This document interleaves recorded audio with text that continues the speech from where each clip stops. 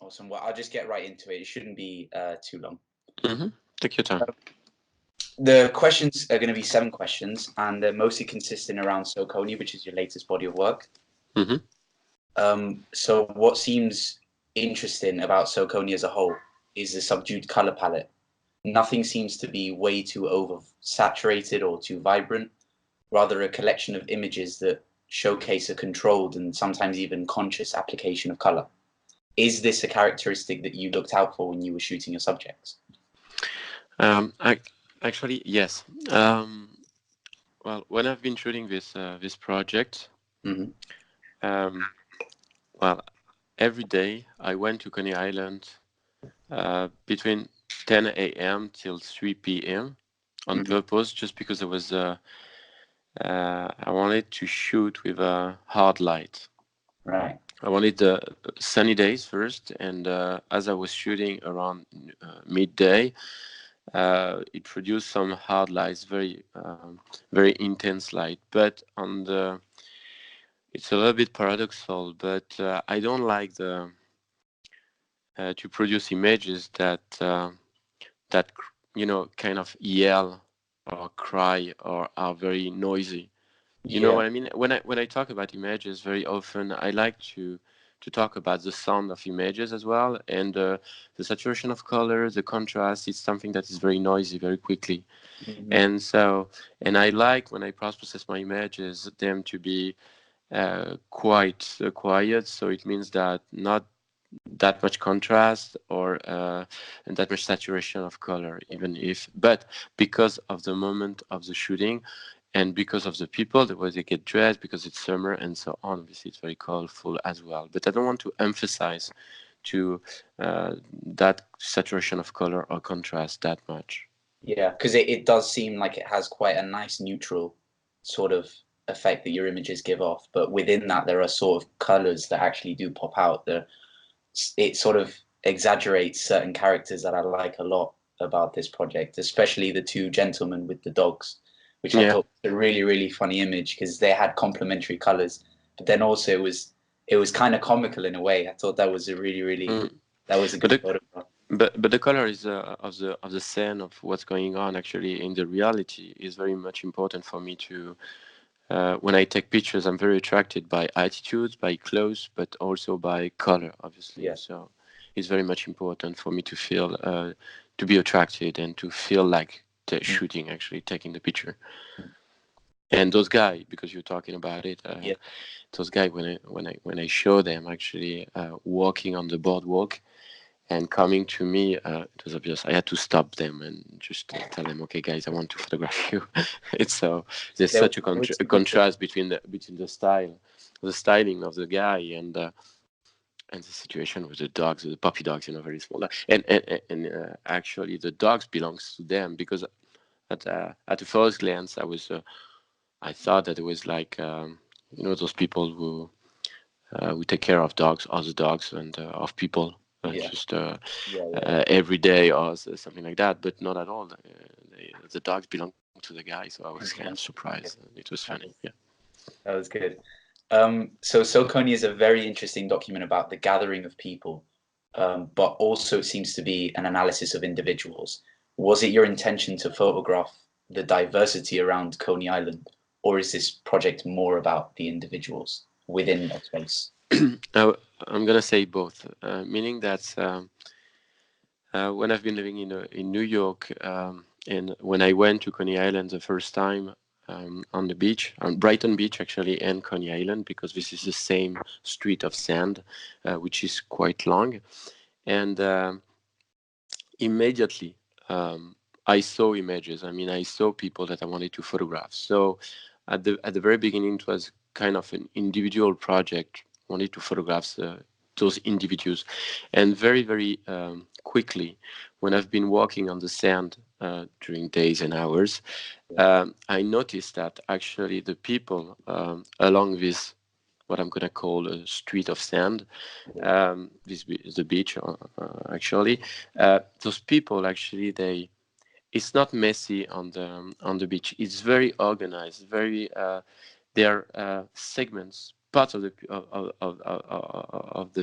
beach where you can find Jewish people, Ukrainian, Spanish, and it's very much actually there are a lot of kind of transparent borders, but every people actually the community when you walk on the beach you can really identify the communities of New York very easily, and you notice right away that they are all together, they gather each other, and always at the same part on the same part of the sand of the beach.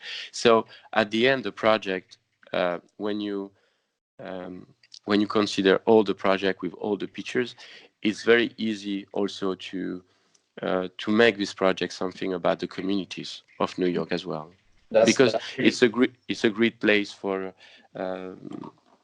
during the summer. It's so hot in New York that everybody, all the communities from the Bronx, the Queens, Brooklyn, they all go to Coney Island, and so basically it's all the communities from New York that you can see on the beach. And once more on the beach you can see that it's not random, they are really always at the same place, and they gather each other by communities, I think. That's incredible. I didn't actually even think that there might have been this idea of transparent borders within that community. I thought incredible, it was a gathering of people in a space, but rather the way you described it, it's like perfect. There is I can visualize it in my head how Coney Island is essentially. Mm-hmm. And one of the details that I loved was this sort of reoccurring seriousness of expression across many of these photographs that you had. And excuse me, can you repeat, because I was disturbed by is the seriousness of expression across several of these photographs. And obviously we can assume that when you have a camera and you shove it into someone's face, maybe that might have caused their expressions, but it feels actually more of a body of work that deals with the balance of relationships between these characters. Is this idea of relationship something that you looked for actively, or was it purely natural? The way I proceed when I photograph the people, and it's still the way I proceed when I photograph people I would say on the beach, but on the street in general, is that I just walk around, and when I see a situation, I go to the people right away, and what is pretty difficult, but what I have to do is that in 3 seconds I have to ask the people if I can photograph them, not to move, and they have to understand that, okay, I have to get the yes, I can, so can I photograph you, don't move, can I photograph you, in 3 seconds. And we cannot take the time to talk before. I don't know this person before, we talk afterwards, but not before. So the only thing that I do sometimes is just to correct a little bit the direction of the face, to maybe to find again how it was, but the bodies, the attitude, there's nothing staged, nothing that I'm changing, and I want to freeze that, and I must say that I'm very surprised, because it's actually easier than I thought. It's challenging because you have to go to the person and you have to be close to them, because I'm photographing with a wide angle also. So it means that to get the people so close, I am at a distance of 1 meter from them, or 1.5 meters, and so it's very intrusive, but I'm very surprised, because the people are most of the time very kind and very receptive. So having said that, I don't try to change the reality. Okay, so I want to photograph what I saw, and I like the people to look at the camera as well, to create a relation between the audience of the picture and the person photographed. I like that's something that I'm looking for very often. I like the people to look at the camera. Yeah, not. Well, it depends if there are 2 or 3 people on the pictures. I'm not gonna ask everybody to look at the camera, but when I photograph just one person, or like the guy with the dogs or whatever, they have to be specific. The guys are kind of rebel, so they have to look at the camera to get this relation with the audience that is okay, who is dominate? There's a question of domination as well. Yeah. So, and they are rebels. So if they doesn't look at the camera, they're not rebel at all anymore. Or so that's sometimes I direct that. But That actually leads me on to the next question, which is what you mentioned in your statement. You said that So Coney shows how all communities can live together and tolerate each other on this unique strip of sand. But those images are also portraits. Do you intend to potentially expand on this project further with an analysis of portraiture? Because the images that are portraiture in this collection, they do have a more, I guess I could say, personal approach, especially when I look at the two gentlemen with the dogs. I really like that because it has. what do you mean by personal? Could you I guess a explain? relationship with you as a photographer. Um, The images don't seem as distant. yeah, that's something interesting because it's very bizarre because I photograph from very close and very front.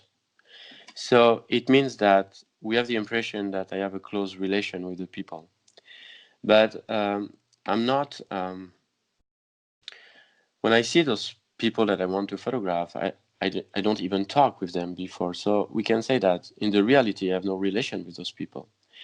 But I like also, but the camera and the way, the fact you photograph them, to ask them to be photographed, I mean, it creates an immediate relation with those people, and without talking, which I love. I mean, we are not obliged to. We're not always. We don't have always to talk with people to create a relation, and the silence is very important for me. I mean, it's all about taking a picture, but I want to try to. It's an interesting question that when we look at the picture, yeah, you look at the picture or the people, they can have the impression that I have a close relation with the people. Yeah. And at the same time, that's definitely not what I'm trying to. I like to keep my distance with people that I photograph. I'm not looking for that looking for a proximity that much actually. So, but the result when you look at the picture, and I like it, is that you have the impression that I'm close to the picture, the person. So I would say it's there's a documentary aspect where I'm not looking for the intimacy of the life of the people to know exactly where they are from, what do they do in life or whatever. I'm not that much interested about that, but I like the fact that when I portray those person, and because those images are portraits, as you said, I must be looking for this proximity with the people, unconsciously or more or less, I think. Right. But it's pretty confused to explain because by essence, with my personality, I never try to know that much about the people, their intimacy. But on the contrary, when I do portraits, I have to show something of them. Yeah. So It's a so it's very kind of a paradoxal. I guess. Excuse me. It's a very fine balance that you're trying to achieve. Yes. Your other project, Anzi, did I pronounce that right? Which one? The Anzi? Anzi, yeah. Yeah, it was in Belgium. Yeah. Yeah, it felt like this project was almost like a prequel to So Coney. You demonstrated elements that I believe are actually really refined in So Coney, whereas in Anzi, you seem to frame your subjects in actually sort of like a looser fashion. Was this your intention for that body of work? Was it sort of like a practice run, I guess, or like an understanding of relationships before you even got to So Coney? No, for the simple reason that Coney has been shot before Anzi. Oh God. Fair enough. So no, no. Coney was the first project that I've been shooting on beaches like that, and but it gave me envy. Actually, I had the desire to keep on to go to other places, other beaches on the world, like and see what's going on. Try to because that was a project. It's like it's a space where I like to photograph the people. The beach is something very particular because people are free from something. There's a relief in the way they behave, and I think it's I'm very interested to catch actually to take portraits of people on beaches because of that, because I like when I can catch the people are more free in their head. They can once more and the relation is particular because the people are kind of undressed as well and so on. But no, Anzi actually photographed it after. Right. After, yeah. Soconi was really the first project and the beginning of this this project of photographing people on the sand, actually. Well, going back to your statement briefly, you mentioned that you photograph with your Hasselblad. Yeah. And obviously you said that you like to keep your distance, but I can't help but think that your photographs are actually very, very intimate, especially when I look at projects like Backstage New York. Mm-hmm. I'm curious to know if you approached your subjects in that project the same way as you did in Soconi. I'm gonna say yes. This is my way. This is my way to approach the people. But the camera is very much important in the relation that I have with the people. I'm pretty sure that I could not photograph the person as I do with another camera, or at least a digital camera, because it's very aggressive. What? It's a film camera. It's a film camera, and the people, when they see the Hasselblad, they are immediately curious about the camera.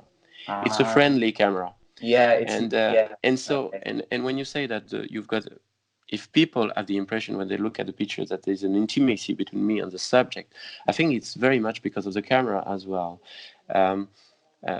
Once more, if I get the yes, if I can get the yes of the people so easily, and so I really do think that it's because of the camera as well. They can see that this is something old, this is something curious. They are curious about it. They are not. It's not like a digital camera that you point, at the eye level, where it's very. You can even not see the face of the photographer anymore. With the Hasselblad, I just bend my body, so it's very humble position. And they can always see my face. I mean, I'm never hidden by the camera. So it changed completely the relation that I have with the people that I photograph. And I do love this camera to take portraits. And yes, the people also quickly, the camera look old. It's not that old actually, but it looks old. And the people immediately think that there's something noble, that you are even a better photographer. They haven't seen the picture, but immediately they consider you as professional as well, with that kind of camera. And they, even if they don't know precisely what is a film camera anymore, they can guess that this is an old and film camera. So I don't know, but it definitely is very, in a way. It helps your project in a way. Very much, very, very much. And would you never ever change to go to a digital camera? The Hasselblad is something that you stick with for the majority. I use the digital camera for when it's necessary for the production, when I shoot, do fashion shoot in studio or things like that, because it's a cost as well. But like not later than 2 days ago, I took portrait of a writer, and all my personal work, all my signature is with this camera. That's how I see, and this is also because of the square format as well. I see square. It's and I feel I feel myself with this camera. So I've got the impression with digital camera to actually to create the same pictures than everyone.